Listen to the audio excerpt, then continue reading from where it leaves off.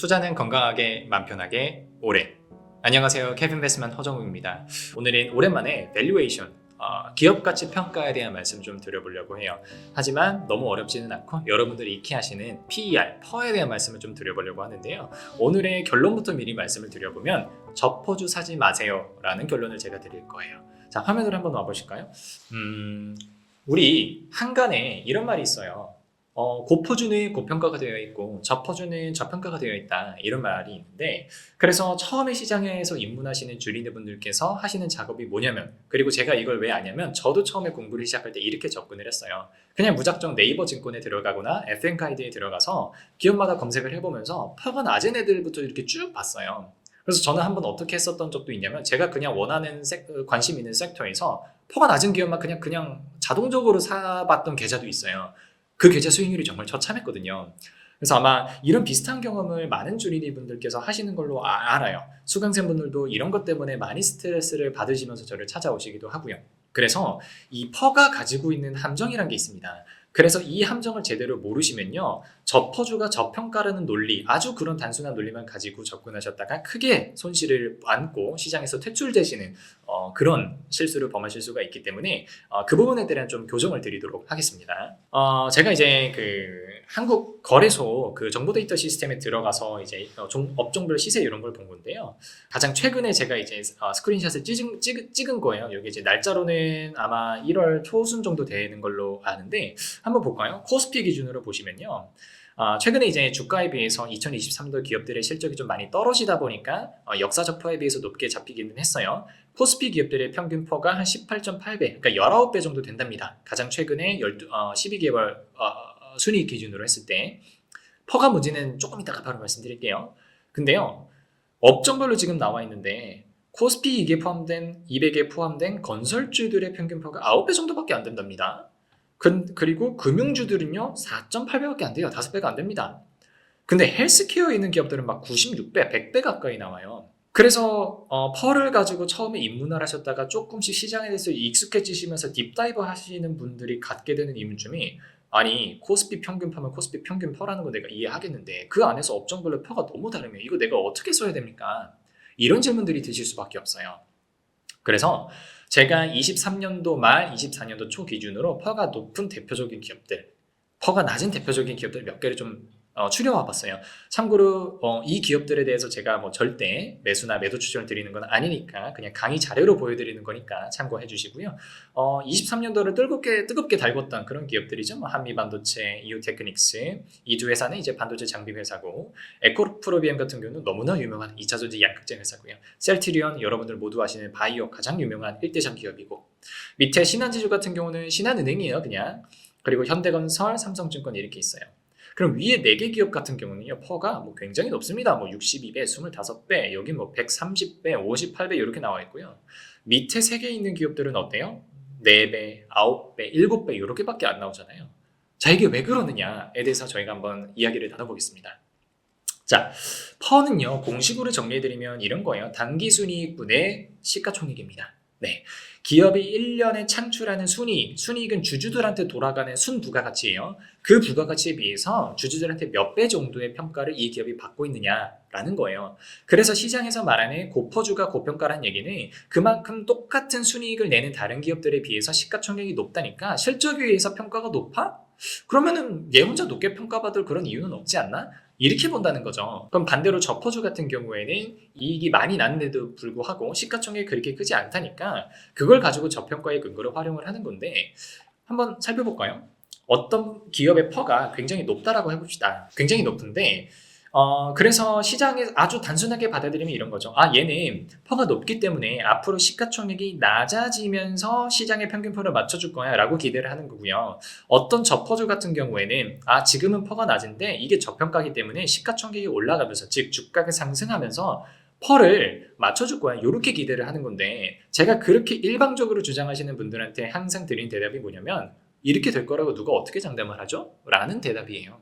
왜 그러냐면 퍼가 높든 낮든, 그래서 얘가 퍼가 낮아져야 되든 높아져야 되든 왜 분자가 움직여서 이 퍼가 맞춰질 거라고 생각을 하세요? 분모가 움직이는 방법도 있잖아요. 사실은 이럴 수 있어요. 고퍼주가 앞으로 당기순이익이 올라가면서 퍼가 낮아질 수도 있어요. 분모가 커지면 비율은 분수는 낮아지니까. 반대로 저 퍼주가 당기순이익이 낮아지면서 퍼가 다시 올라갈 수도 있는 거거든요. 분모가 움직이는 경우도 있어요. 근데 꽤 많은 분들이 분모가 움직일 수 있는 경우는 그냥 제껴버리고 그냥 시가총액이 움직여서, 즉 주가가 오르거나 내려서 고평가 저평가가 해소될 거라고 그냥 생각을 하세요. 하지만 절대 아니죠. 지금 방금 말씀드린 것처럼요, 이 퍼가 높다고 해서 고평가, 퍼가 낮다고 해서 저평가라는 로직이 통하려면 이 기업들의 당기순이익이 적어도 현재 수준을 유지해야 된다는 가정이 깔려야 됩니다. 그래서 퍼가 낮다고 해서 저평가다, 그래서 사야 된다라고 하는 논리는요, 적어도 현재 기업의 당기순이익이 앞으로도 유지되거나 아니면 적어도 상승한다라는 논리가 깔렸을 때 저평가가 되는 거예요. 하지만 그렇지 않을 거라는 보장을 여러분들이 하실 수 없는 상태에서 이 기업들을 그냥 단순히 저평가라고 보시는 건 굉장히 위험하다는 거죠. 그럼 결국에는 이런 거예요. 고퍼주라는 건요, 거꾸로 보면 어떻게 보시면 되냐면, 지금은 순이익이 낮아요. 하지만 앞으로 어떤 주주가 생각하기에 이 기업은 앞으로 굉장히 잘 나갈 거야. 그래서 순이익이 무조건 높아질 거야. 그래서 나는 미리 들어가 있을 거야. 즉 현재 이 기준으로 시총이 높아도 나는 기꺼이 이 가격에서 사겠다는 얘기죠.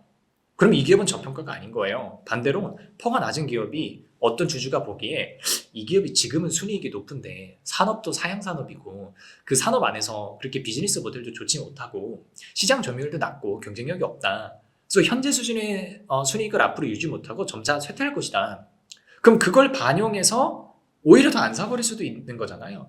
그럼 그 기업 같은 경우는 저퍼주거라고 해서 저평가인 게 아니라 오히려 저퍼인 게 적정주가일 수 있는 거예요. 그런 같은 논리에서요, 또 하나 드리고 싶은 말씀이, 동종업계 PER이랑 그래서 비교하시는 분들이 있어요. 앞에서 보여드렸던 것처럼 바이오는 96배가 평균이고 건설은 9배, 금융은 5배 이렇게 평균이잖아요. 그거 절대 믿지 마세요.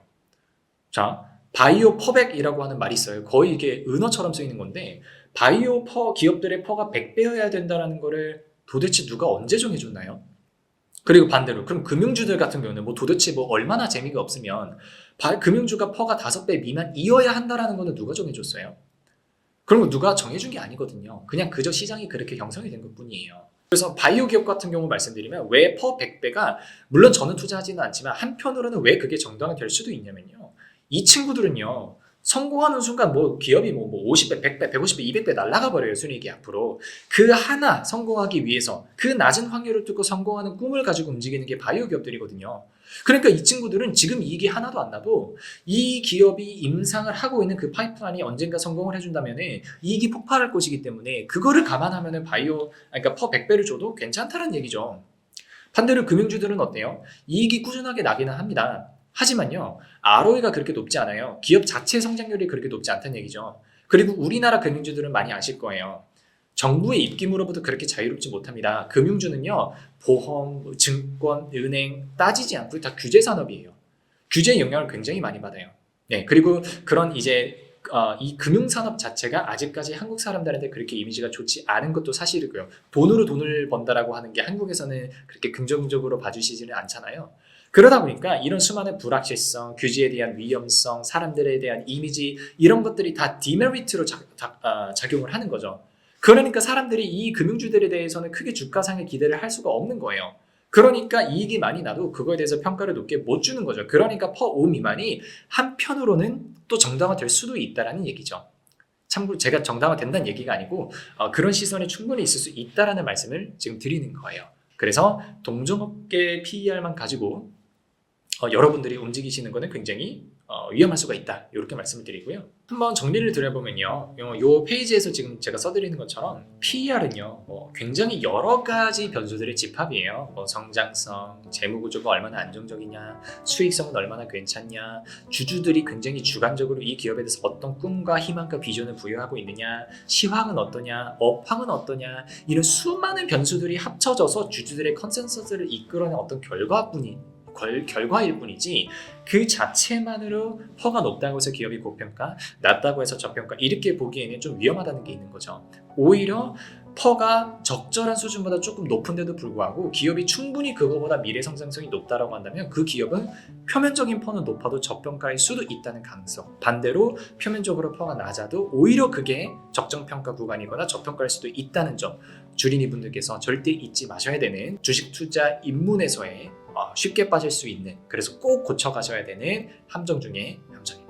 오늘 영상이 도움이 되었기를 바라고요. 오늘 강의는 여기까지 하겠습니다. 감사합니다.